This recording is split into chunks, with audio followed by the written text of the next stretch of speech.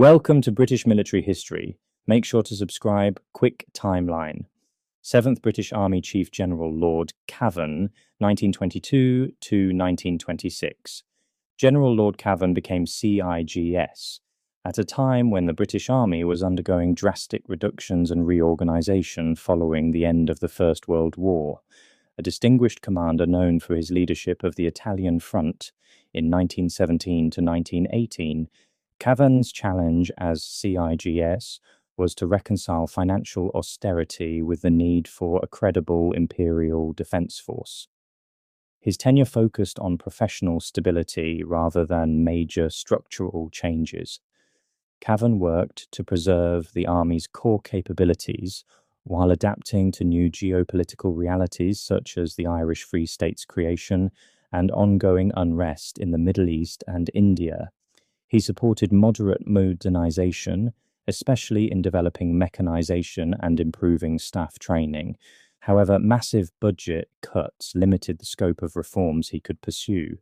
Cavan also played a diplomatic role, maintaining strong relations with other branches of the armed forces and ensuring that the army retained influence in policy discussions.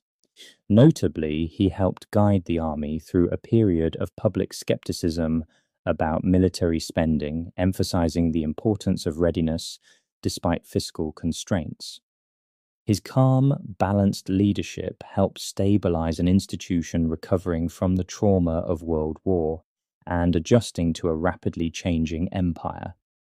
Cavan's tenure is remembered for preserving continuity and professionalism during a difficult transitional period. 8. Field Marshal Lord Milne, 1926 to 1933. Field Marshal Lord Milne, who served as CIGS through most of the 1920s, presided over a period marked by continued budget constraints, but also growing interest in mechanisation and technological innovation.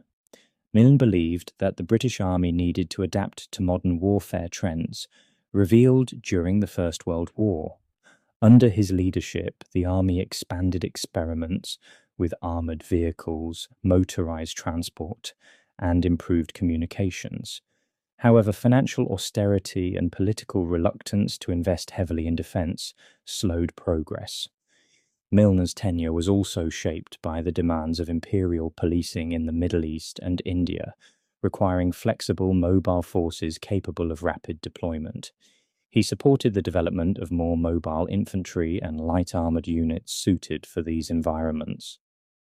Milne was known for his diplomatic skill managing complex inter-service debates, particularly with the newly powerful Royal Air Force, about the future of imperial defence. Though criticised by some later historians for moving too cautiously toward modernisation, Milne worked within severe constraints to maintain the Army's operational effectiveness. His leadership helped preserve institutional continuity while nurturing early innovations that would become vital in the 1930s. Milne's tenure is best understood as one of patient, pragmatic adaptation at a time when Britain was reluctant to invest in large-scale military reform. 9. Field Marshal Sir Archibald Montgomery-Massingberd, 1933 to 1936.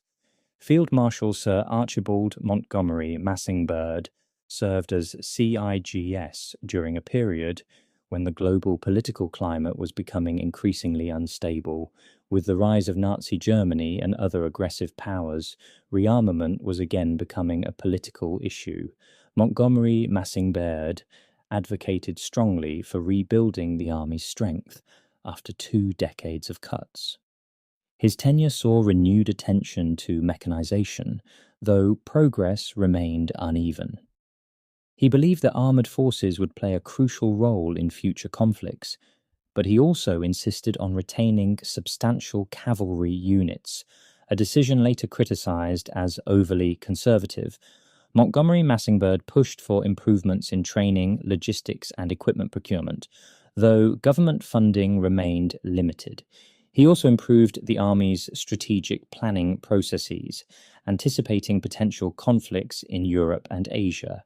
His tenure contributed to the early stages of Britain's rearmament programme, though the pace was slower than he had hoped. Some later commentators argue that he failed to fully grasp the implications of rapid mechanisation and combined arms doctrine. But within political constraints, he made important strides toward modernisation. Montgomery-Massingberd's leadership helped shift public and government attitudes back toward recognising the need for a stronger army, laying groundwork for the urgent expansion that would follow his departure. Thanks for exploring British Army Chiefs with us. Subscribe Quick Timeline and get history of British Army Chiefs.